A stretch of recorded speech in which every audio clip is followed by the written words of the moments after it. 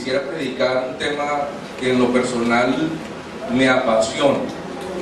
De hecho, considero que llegué a la iglesia adventista del séptimo día porque un día alguien me habló acerca de este tema: la segunda venida de Cristo. Quisiera contarte lo que me sucedió en una oportunidad con el entrenador que me enseñó a mí a jugar baloncesto. Antes de ser adventista yo jugaba baloncesto, y el que me enseñó a jugar baloncesto, el profesor, se llama Efraín.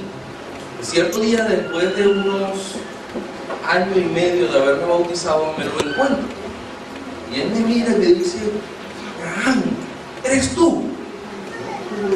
Profe, ¿cómo está usted? Tiempo sin verlo. ¿Cómo le ha ido? Me dice: bien, bien, muchacho. Tú sí estás alto. ¿Dónde estás jugando? Me dice. No, actualmente no estoy jugando baloncesto como tal en la universidad. Estoy practicando así, pero de lleno ya no estoy jugando basquetbol. Y él se lleva la mano a la cabeza y dice: no puede ser. Pero si tú eres un prospecto, muchacho, tú puedes llegar lejos. Tú tienes futuro en ese deporte. Tú tienes buena actitud, eres un muchacho disciplinado. ¿Qué pasó? ¿Por qué no jugaste más basquetbol? Le digo: bueno, la realidad es que ahora tengo otras prioridades. Ahora asisto a una iglesia. Quizás usted la conoce, la iglesia adventista. Y estoy de lleno trabajando para Dios en la iglesia. Y dice: los adventistas. Ah, los adventistas. Yo los conozco. Los que no comen cochino. Y yo le dije: yo sé quién es esa gente. Me siguió diciendo: los que se la pasan durmiendo todos los sábados. No sé quiénes son los adventistas. Pueden no dormir los sábados, no hacen nada los sábados. No van a fiestas, no toman alcohol, no fuman cigarro. No sé quiénes son los adventistas. Esa gente que no hace nada los sábados y que no come cochino. Y yo le dije: sí, por ahí conocen más o menos de lo que creen los adventistas, pero la realidad es cierto. Los adventistas no comen cerdo porque la Biblia lo especifica, y es por cuestiones de salud. El cerdo es nocivo para la salud, y por tal motivo, como nuestro cuerpo es templo del Espíritu Santo, no comemos cochino. Además, no trabajamos el día sábado para nuestro propio beneficio, pero sí hacemos trabajo para el Señor. El sábado considero que es el día que los adventistas más trabajamos, pero para el reino de los cielos. Los sábados los adventistas visitan hospitales, van a barriadas, a lugares a predicar de Jesús. Los sábados nos congregamos y en nuestra iglesia trabajamos para Cristo. Es el día que más trabajamos, pero para Jesús, no para nuestro propio beneficio. Así que el sábado no es que los adventistas duerman. El sábado trabajamos para el reino de los cielos, porque es el día de reposo y es lícito hacer el bien el sábado.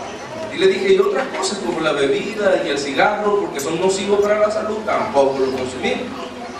Pero la razón de ser adventista, le dije a Efraín, es una. Yo soy adventista por lo que la palabra adventista significa. Creo con todo mi corazón que Jesús volverá por segunda vez. Eso significa adventista, le dije a Efraín. Adventista del séptimo día. Los que esperan la segunda venida de Jesús y son fieles guardando sus mandamientos. Y me dice: oye, yo no sabía eso. Yo pensé que adventista tenía que ver algo así como con dentista, una cuestión así. Pero no sabía que era de advenimiento ni que creían en la segunda venida de Jesús. Pues sí, de ahora en adelante, cuando conozcas a un adventista, vas a conocer a una persona que con todo su corazón cree que Jesús volverá. Yo pregunto: ¿hay aquí personas que creen que Jesús volverá? Amén. Amén. Hay un saludo característico entre los cristianos de antaño. Cuando un cristiano observaba a otro, sabía que era la hermana Gisela o el hermano Edwin, sabía: este es mi hermano cristiano. Lo saludaba con una expresión aramea, le decía: Maranata. Y el que conocía el significado de la expresión respondía así: Cristo viene. Vamos a saludarnos con ese saludo de los cristianos de antaño. Mis hermanos de mi mano derecha e izquierda de ustedes, por favor. ¿Ustedes saben qué significa Maranata, verdad? Todos juntos. ¡Maranata! Aquí hay algo. Aquí hay algo. A ver, mis hermanos, Maranata. Mis hermanos, Maranata. Todos juntos, Maranata. Jesús pronto volverá. Preparemos para ese acontecimiento glorioso. Jesús dedicó un capítulo entero a hablar de las profecías o señales que se cumplirían antes de su advenimiento. El capítulo 24 de Mateo menciona las profecías que se debían cumplir antes de su regreso. Y el capítulo 25, San Mateo escribió 3 parábolas expresadas por Jesús. Yo quisiera que te ubiques por favor en la primera parábola. San Mateo capítulo 25, versículo número 1. Y antes de leer la palabra de Dios, te invito a que conmigo allí ubicados. San Mateo capítulo 25, versículo 1. Ubicado allí en el Evangelio según San Mateo, incline conmigo el rostro para hablar conmigo. Vamos a orar.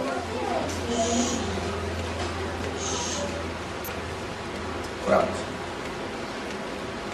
Nuestro bendito y misericordioso Padre Celestial,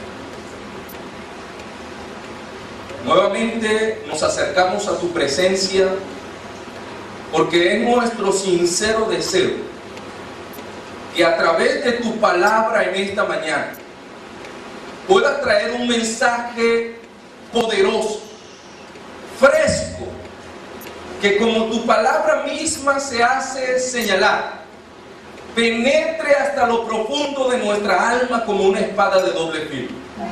Bendito Señor, que hoy tú puedas hablar en nuestro corazón. No pueda ninguno de los que está sentado en alguna de estas bandas salir hoy del templo sin la seguridad, la certeza y la convicción de que el mismo Dios que en el pasado habló por medio de los profetas y utilizó a los apóstoles con poder, y a través de la historia ha utilizado a hombres y mujeres, ese mismo Dios ha hablado a nuestra vida hoy. Es nuestro deseo, Señor, escuchar tu voz. Por eso, humildemente, como Samuel cuando era solamente un niño, nosotros también decimos: habla Jehová, que tus siervos escuchamos. Tus manos nos colocamos, mi Señor. Háblanos en esta mañana, te lo pedimos, en el nombre de Jesús. Amén y amén. Entonces, el reino de los cielos será semejante a ¿cuántas vírgenes? 10 vírgenes que tomando sus lámparas, ¿qué hicieron? Salieron a recibir al esposo. Dice el versículo 2 que 5 de ellas eran ¿qué? Y 5 de ellas, ¿cómo eran? Las insensatas. ¿Por qué eran insensatas? ¿Qué hicieron? Tomaron sus lámparas, no tomando consigo ¿qué? Aceite. ¿Y las prudentes por qué eran prudentes? Porque tomaron sus lámparas y con ellas también tomaron ¿qué? El aceite. Pregunta número 1. ¿Qué simboliza la lámpara en la parábola? El Salmo 119, 105 dice: lámpara es a mis pies tu palabra y lumbrera a mi camino. La palabra de Dios es un requisito indispensable, según la parábola de las vírgenes, de los que esperan el encuentro con el esposo, tener la lámpara. ¿Cuáles tenían la lámpara? 5. ¿Quiénes tenían el conocimiento de la palabra de Dios? Las 10. Entre los que esperan al esposo es trascendental conocer la palabra de Dios. El estudio de las escrituras en el tiempo del fin, hermano, tiene que ser un requisito indispensable de los que esperan la venida de Jesús. Por eso es que en este tiempo hay tantas personas buscando estudiar la Biblia. Los que estamos trabajando en el colportaje, nos damos cuenta que a veces llegamos y le decimos a las personas: no, nosotros vendemos libros y Biblia. Yo quiero una Biblia. Y nos piden mucho la Biblia. Desean tener una Biblia y escudriñar lo que la Biblia enseña. A mí me llama la atención un señor que vive por la cuadra donde yo vivo allá, mi familia vive en Venezuela, que él toma mucho alcohol. Pero el hombre sabe tantos versículos de la Biblia que a veces está borrachito así, cayéndose por los lados. Y la Biblia dice, y pum, suelta versículo de la Biblia. Y digo, wow, hasta el Señor que tanto toma, ha leído la Biblia, sabe versículos. Porque el conocimiento de la Biblia, hermano, en el tiempo del fin se va a expandir. La gente buscará leer las Escrituras. Y el pueblo de Dios no puede quedarse atrás. Amén. Necesitamos escudriñar la Biblia, memorizar la palabra de Dios, como los cristianos de antaño, en tiempos apostólicos, en la Edad Media, memorizaban cartas, libros enteros de la Escritura. Nosotros a veces nos está costando memorizar el versículo de la semana, del proyecto de escuela sabática. Pero los cristianos de antaño, hermano, grababan libros enteros. En el principio era el verbo era con Dios y se iba por todo. Y terminaban allí en el capítulo 21 de San Juan. Ven, Señor Jesús, no cabrían en el mundo todos los libros que se escriben. Todo el libro entero. Memorizado. Así necesitamos nosotros en este tiempo, dedicar tiempo a la Sagrada Escritura, hermano. El pastor Alejandro Bullón hace una analogía en una matutina vieja, solo con Jesús. Él cuenta que habían dos finqueros, tenían allí sus caballitos en la finca, se encargaban de criar sus caballos. Y el finquero, uno de los finqueros, vio sus caballitos y lo veía flaquito, su pelaje opaco. Y cuando corrían, el galopar de su caballo, en vez de dar así pasión verlo correr, daba tristeza. Los caballitos, y él miraba a su caballo y decía, que mi caballo es un flaquito. Mira como en el mismo pasto, el mismo sol, la misma lluvia que el de mi vecino. Y miraba los caballos de su vecino. No caballos, hermano, fornidos. Cuando galopaban, sentía él desde su finca que se estremecía el piso, el pelaje brillosito. Él decía, ¿cuál será el secreto de mi vecino? Un día se cansó de ver su caballito allí todo triste. Se fue que el vecino le dijo, compañero, amigo, yo creo que tú me digas cuál es el secreto que tú tienes para que tu caballo sea tan fuerte, fornido, y ese pelaje tan hermoso, brilloso, precioso. ¿Cuál es el secreto? Y él le dijo, es muy fácil, muy sencillo, vecino. Yo le doy a mis caballos el baño de alimento. ¿El baño de qué? De alimento. Dale alimento a tus caballos. Y lo que quede después de que ya estén saciados, tú lo vas a agarrar y se lo vas a echar así en los lomos. Con eso vas a bañar a tu caballo. Tú vas a ver cómo se van a poner de lindo tu caballo. El alimento y el baño de lo que sobre, gracias vecino, le dio la mano, se fue y compró una cantidad considerable de alimento y echó aquí la primera tanda a su caballo. Y llegaron los caballos hambrientos y comieron y comieron y comieron y no dejaron para el baño. Los caballos tenían hambre. Vamos a echarle otro poco más. Y vinieron sus caballos y no dejaron para el baño. Los caballos tenían hambre. Más. Y vinieron los caballos y ¡wow! No dejaron fue nada. Tengo que hablar con mi vecino de esto. A lo mejor los vecinos de él no son tan hambrientos como los míos. Se fue que su vecino le dijo, vecino, usted me va a disculpar, pero esos caballos míos nunca dejan nada para el baño. De eso se trata, vecino. Que tú eres muy, bueno, ¿cómo dice aquí? Chirre, tacaño. Tú eres muy tacaño. Dale alimento a esos caballos. ¿Tú qué crees? Que puro comiendo el montecito ese de la hierbita esa se van a poner fuertes fornidos. Dale alimento a tus caballos y verás cómo andarán galopando con fuerza. Su pelaje será bonito. Eso del baño era para que tú le dieras bastante alimento. Yo sé que un caballo nunca va a dejar nada.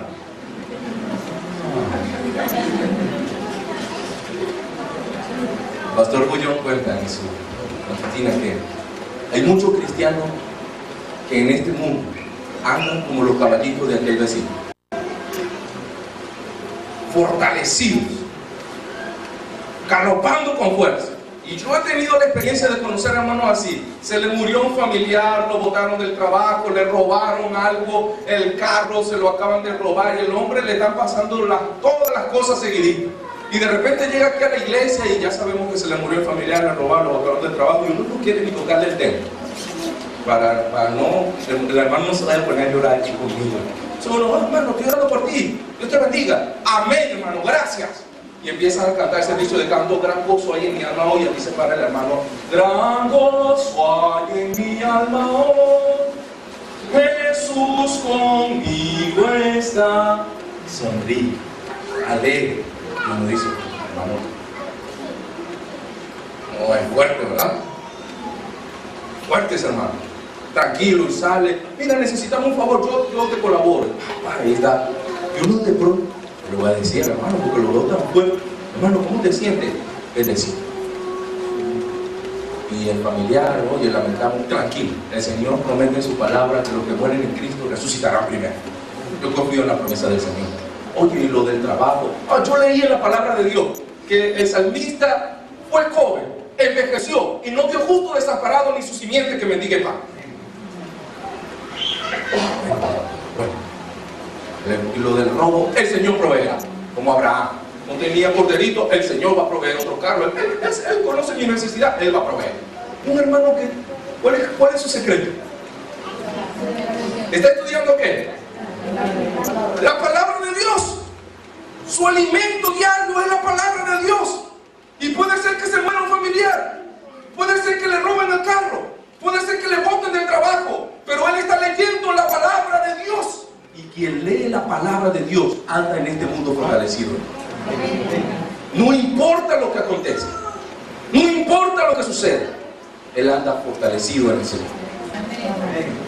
Pero he conocido también hermanos, no voy a ir más para la iglesia porque el anciano me dijo que me pusiera la corbata. No voy a ir más para la iglesia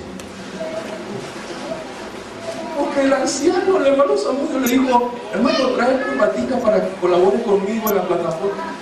No voy a ir más. No.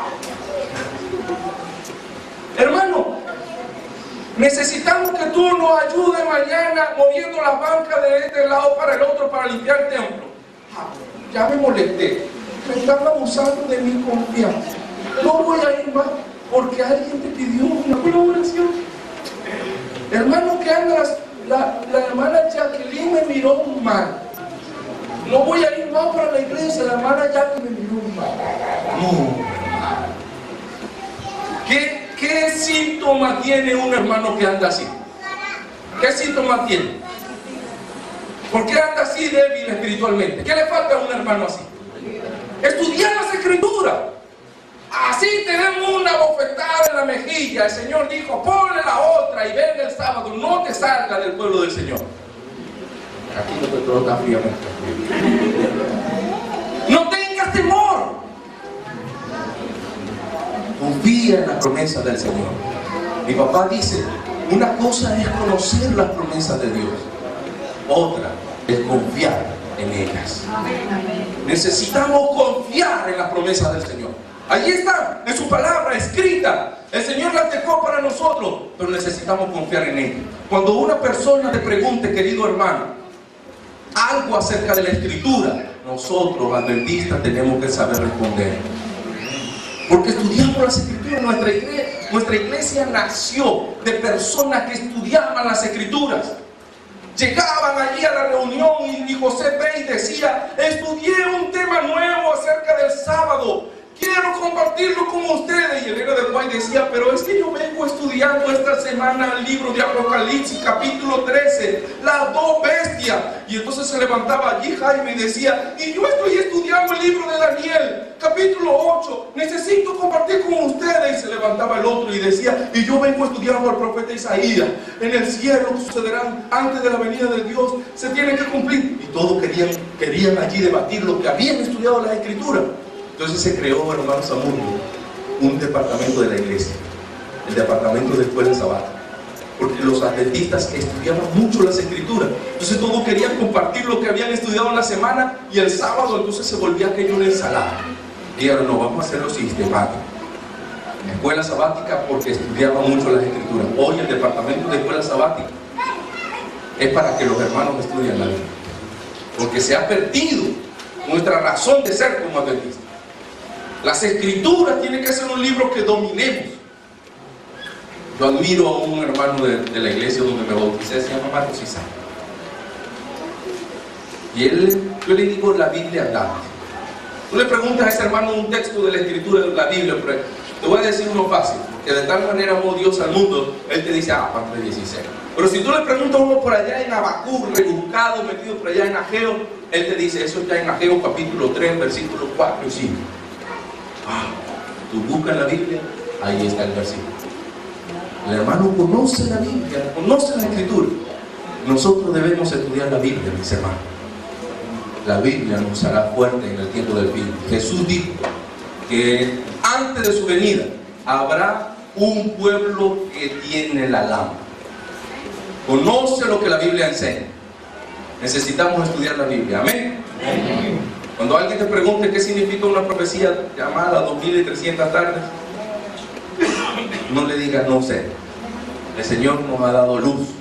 Estudia las escrituras y responde con claridad y certeza a cada persona que te pregunte. Amén. Estudiemos la Biblia, estudiemos las escrituras, pero estudiar la Biblia, según la parábola de las 10 vírgenes, no lo es todo. Jesús dijo que habían 5 insensatas que tenían la lámpara, pero no tenían consigo ¿qué? ¿Qué representa el aceite? Zacarías, capítulo 4.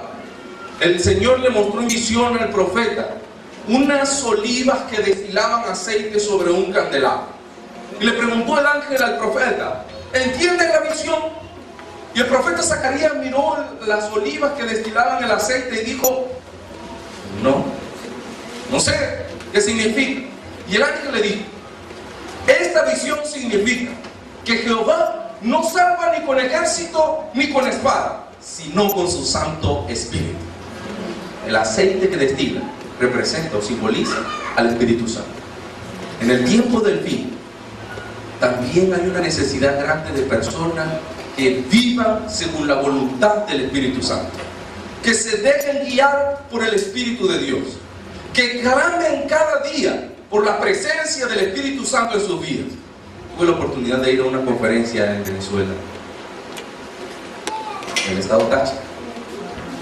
Llegué el domingo a las 6:30 de la tarde y la predicación era a las 7. Y me metí en un cuartico de aquel grupo donde iba a predicar, me cambié, me puse una camisa, la corbata, me puse pantalón de vestir, me acomodé y salí a predicar porque era a las 7 que comenzaba el tema. Yo venía viajando desde mi ciudad hasta esa ciudad, con 9 horas de camino. Me cambié y fui listo a predicar. Cuando me dirigí al púlpito para predicar, me detiene un hermano. Me extiende su mano y me dice, ¿usted es el predicador de la campaña? Sí, mucho gusto, hermano. Le estoy hablando de hace como 8 años y medio atrás. Tenía como 20 años. Todavía no había estudiado teología. Wow. Y nos conocíamos. Él me extiende su mano allí y me dice, ¿usted es el predicador? Pues sí, mucho gusto, hermano. Abraham para servirle. Y me dice, me alegra que el predicador sea un joven. La Biblia dice en Isaías capítulo 40 versículos 30 y 31 que los hombres se fatigan y se cansan, los jóvenes flaquean y caen, pero los que esperan en Jehová tendrán nuevas fuerzas, levantarán alas como las águilas, correrán y no se cansarán, caminarán y no se fatigarán. Y yo con la mano allí agarrada de aquel hermano le digo, amén. Así, hermano, qué versículo poderoso. Me alegra que tú me des ánimo así. Me da mucho gusto conocerte. Ahora, si tú me permites, voy a ir porque me están esperando para predicar. ¿Oíste? Permiso. Y cuando me voy, el hombre me agarra de la mano y me dice, ya, vamos un momentito. Joel, capítulo 2, versículo 20. Dice, en los postreros días derramaré mi Espíritu Santo sobre los jóvenes y estos verán visiones, profetizarán. Wow. Yo dije, amén, hermano, gracias por tu ánimo. Nunca en mi vida alguien me había dado una bienvenida como la tuya. Ahora, si tú me permites, hermano, me están esperando para predicar. Con tu permiso, muchas gracias, hermano, muchas gracias. Y el hombre me detiene y me dice, ya va un momentito. El libro Mensaje para los Jóvenes, capítulo tal, página tal, párrafo tal, dice: con semejante ejército de jóvenes, ¿cuán pronto terminaré la obra de la predicación? Yo dije, no, hermano, te pasaste, hermano. Tú, no sé quién es, ¿cómo es tu nombre? Me dio su nombre, le di un abrazo y le dije, hermano, gracias. Nadie a mí, hasta hoy todavía, nunca me ha dado una bienvenida así. Para predicar en una campaña me da una bienvenida tan contundente. Gracias, hermanito. Dios te cuide. Ahora sí voy a predicar. Como ya lo había pasado, le solté la mano y me fui. Pero el hombre me dijo, el Señor te utilice, joven de Dios. Y yo dije, wow, ese hombre poderoso. Me impresionó. Pero pasó la predicación y tuve una reunión con los hermanos para finiquitar las comisiones, y veo que el hermano no se quedó en la reunión. Y el hermano, él no está. Pero llamen al anciano. No, él no es anciano. Pero búsquenlo. No se preocupe. Pero es que yo quiero que él esté. Se levantó una hermanita y le dijo, es que usted no lo conoce. Comience así. Fuimos a la reunión, pasó el domingo, el lunes, el martes, como el miércoles de la campaña. Yo voy visitando los hogares de los hermanos que han invitado más visitas, más personas a la conferencia. Había una hermana muy misionera que llevaba muchas personas a la conferencia, y fui a su casa. Llegué me dijeron, ella vive allá. Llegué a la casa y vi la cerca abierta. Abusador, osado, sin tocar, abrí la puerta y pasé hasta la casa. Cuando llegué a la casa, veo la puerta entreabierta también, y abro así un poquito la puerta y veo que hay un gatico en la mano de alguien. Y el gatico subía y bajaba contra el piso. ¡Pah! ¡Pah! ¡Pah! ¡Pah! ¡Pah! Oye, está matando ese gato. Y abro la puerta completa, sorpresa. ¿Usted sabe quién era? El que no me soltaba la mano aquel día. No soltaba el gatico ahora. ¡Hermano! Y el hombre se sorprendió de verme ahí en la puerta, y se levantó y lanzó el gatico contra la pared por allá. Y por la misma puerta que yo estaba, pasó por un lado y me tropezó. ¡Pah! Ni hola, ni buenas tardes, nada. ¡Pah! Yo, hermano, pero salió por la cerca, se fue de la casa.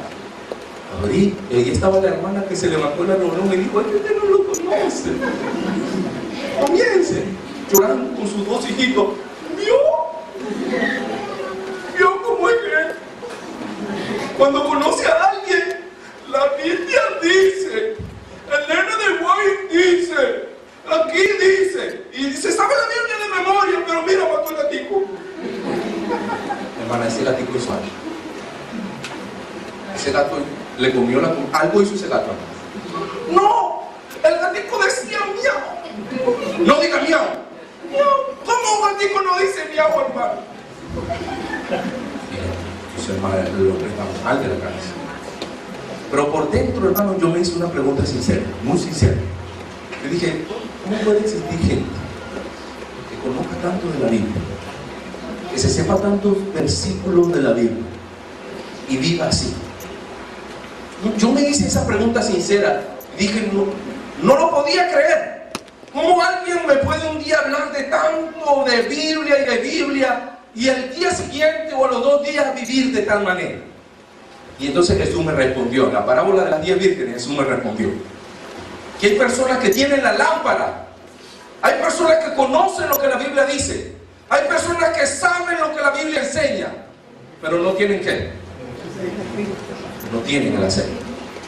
Viven como insensatos.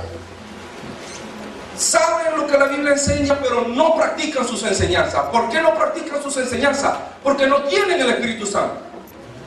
Y por eso es que Jesús en la parábola nos hace un llamado a ti y a mí, que necesitamos el Espíritu de Dios.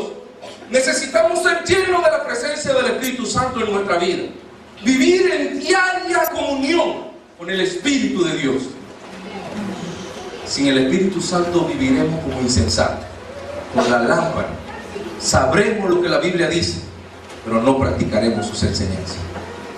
El pastor Charles Jeffers, en Venezuela, cuenta una anécdota que un día compró.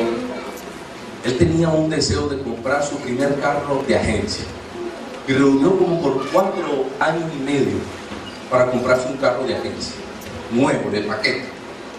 Y después de 4 años y medio tenía el monto y se fue a la agencia, hizo el papeleo con el banco y todo aquello y pagó su carro nuevo.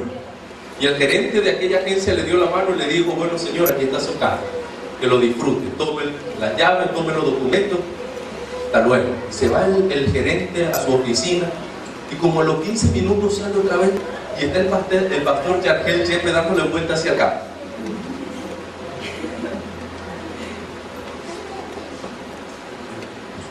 15 minutos ya. ¿Tiene algún problema con el carro, amigo? Y él le dice: bueno, con el carro no. El problema soy yo. Y es que yo no sé manejar. ¿Cómo usted va a comprar un carro y no se trae a alguien que le lleve el carro? Dice: no, es que ese carro lo voy a sacar manejando yo y él. Solo necesito que usted me dé un tips de cómo se maneja. Bueno, mire, usted súbase en el carro. Leemos. Ahí hay 3 pedales, 3 chancletas. Está el clutch, el freno y el acelerador. Usted, después de pasarle el switch, el carro está en neutro, presiona el clutch y le mete primero y le va sacando el clutch y el carro va a salir solo. Así de sencillo. Retroceso, estas son las velocidades: primera, segunda, tercera, cuarta. Retroceso. Listo, más nada. Le doy entonces. Y el hombre le metió primera y sacó su carrito, se le apagó al principio como 3 o 4 veces, pero al final lo sacó de la agencia y ahí se fue por Caracas a darle vuelta a su carro nuevo en Caracas. Y anduvo como a 10 como por 1 hora, a 10 kilómetros por hora. No pasaba de ahí, andaba un poquitico a poco. Y cuando ya le fue agarrando ya el mínimo, el clutch, que el carro no se le apagaba tanto, empezó a meterse punta, tercera, cuarta, y anduvo como 1 hora, 2 horas dando vueltas por Caracas, 3 horas. O como a la 4ª hora ya se estaba haciendo la tarde. El hombre siente que el carro...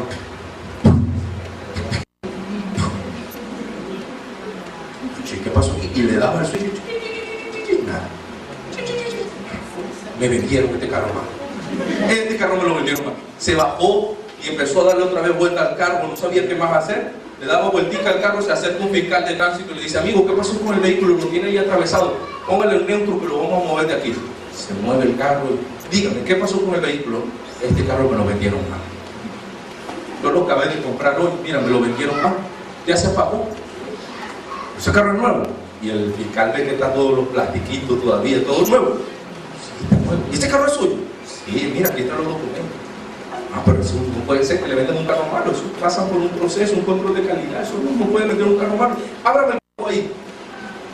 ¿Y eso dónde se abre? El mismo fiscal fue y abrió el capó, vio que todo estaba bien, los bornes, todos los cables nuevos, el motor nuevo, todo limpiecito en su lugar. Amigo, ¿usted le echó gasolina a este carro? Yo lo compré nuevo, eso tiene que traer gasolina. Hermano, pero es que la agencia te lo vende con un poquito de gasolina. Nunca que tú vas a creer que te va a durar para siempre el carro, nunca le vas a echar combustible. No le he echado gasolina entonces. Tienes que echar. Bueno, compraron aquí un poquito de gasolina, el fiscal lo ayudó en su hombro, lo prendió y después fue a la bomba de gasolina. Él cuenta esa anécdota y dice: nosotros cuando nos bautizamos, según la promesa bíblica, recibimos el Espíritu Santo. El apóstol Pedro dijo: arrepentíos y bautícese cada uno de vosotros para el perdón de vuestros pecados y recibiréis 2 cosas, dijo. 2 cosas. ¿Qué recibiremos? El perdón de nuestros pecados y el don del Espíritu Santo. El día que nos bautizamos, el Espíritu Santo desciende a nuestra vida. El Señor cumple su promesa. Alabado sea Dios. Amén. Pero necesitamos renovar todos los días esa comunión con Dios. Diario decirle al Padre Celestial: necesito de la presencia de tu Santo Espíritu. Una hermana me dijo un día: pastor, yo quiero que tú me digas cómo yo tengo el Espíritu Santo. Yo le dije: sencillo, hermano, comunión con Dios. comunión diaria con Dios. Aparta tiempo para comunicarte con el Padre Celestial. Las vírgenes, conocen la historia. Las insensatas, luego de aquel adormecimiento, que todas sufrieron el adormecimiento, se escuchó el clamor: aquí viene el esposo. Y las insensatas dijeron a las prudentes: danos de vuestro aceite. Pero ¿podían las insensatas darle aceite que ellas tenían? Pregunto, ¿puede alguien humano darnos el Espíritu Santo? Porque el esposo se consagra a Dios todos los días. La esposa también va a ser salva. Así funciona. Porque los padres son consagrados, los hijos también van a ser hijos espirituales. Así funciona. ¿Esto es qué? Personal, individual. Los padres instruyen al niño en su camino, le enseñan el camino de Dios. Pero necesita cada padre decirle a su hijo: va a llegar el día en que no te voy a tener que llamar para que hagamos culto, lo tendrás que hacer por tu propia cuenta. Llegará el día en que no te pediré que ores, tendrás que orar solito, hijo. Llegará el día en que no te voy a pedir que estudie la Biblia conmigo, yo no voy a estar, tendrás que estudiar la Biblia solo. Instruir al niño en su camino, dice el sabio, que cuando fuere viejo no se apartará de él. La esposa con el esposo igual, instruye, capacita, pero llegará el día en que Jesús se acercará, se aproximará, y nadie podrá decirle a otro: yo quiero ser como tú, consagrado, yo quiero saber la Biblia como tú la sabes, yo quiero orar con esa fe que tú tienes. No, individualmente cada persona debe haber tenido comunión con Jesús. Y no debemos descuidarnos en esto, hermano. Jesús termina la parábola diciendo a las insensatas: no os conozco. Pregunto, ¿habrá una persona en el mundo que Jesús no conozca? ¿Nace algún niño sin que Jesús lo sepa? ¿Hay alguien que Jesús no conozca de su existencia? ¿A cuántos conoce Jesús? A todos. Están los cabellos que hay en nuestra cabeza. Pero en su segunda venida dirá palabras fuertes del Señor: no os conozco. Siendo malo y negligente, dice la parábola de los talentos, apartaos de mí, malditos al fuego eterno. Le dirá a los cabritos, los que me vieron desnudo, con hambre, en la cárcel, y no me visitaron, ni me alimentaron, ni me vistieron. Palabras fuertes, dirá el Señor. ¿Por qué palabras tan fuertes? No te conozco. Me sucedió algo cuando jugaba basquetbol. Tenía como 11 añitos y estábamos en un domo de baloncesto donde juega el equipo del estado donde yo vivo. En aquel tiempo se llamaban los Bravos del Lara.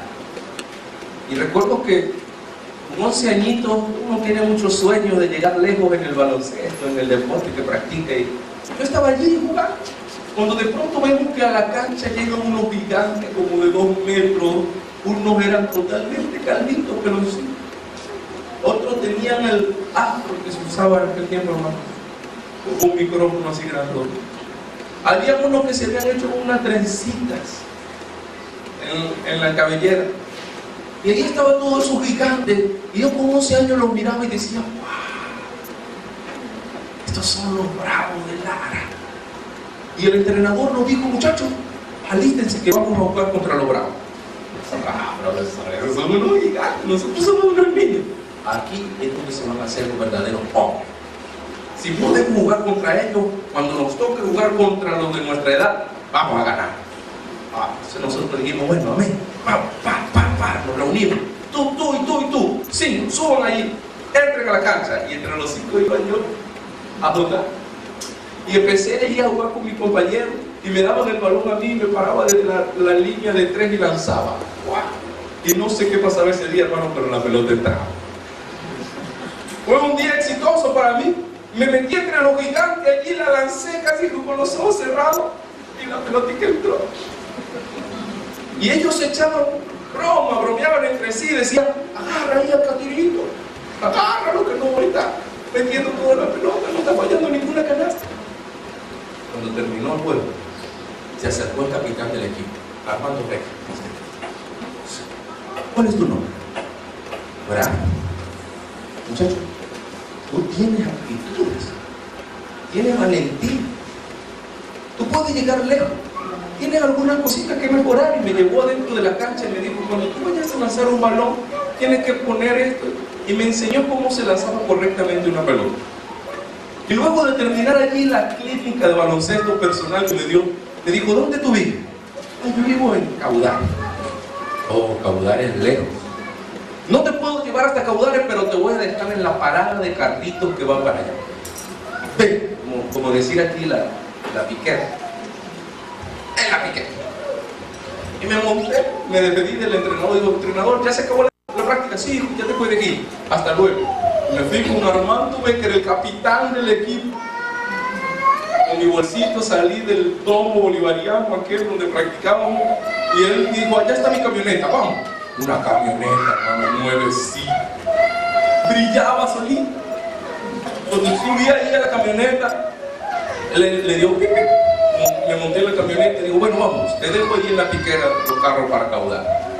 Y nos montamos y cuando salíamos, yo le dije, echame un momento, hermano, un momentito. ¿Puedo bajar el vidrio, por favor? Y ahí estaba mi compañero de equipo. Yo bajé el vidrio así. Y le digo, muchachos, chao, nos vemos. Y todos me miraron así.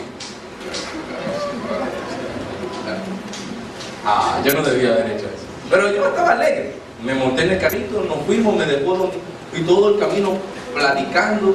Y después de eso, no volví a ver a Armando Becker como hasta en 4 años.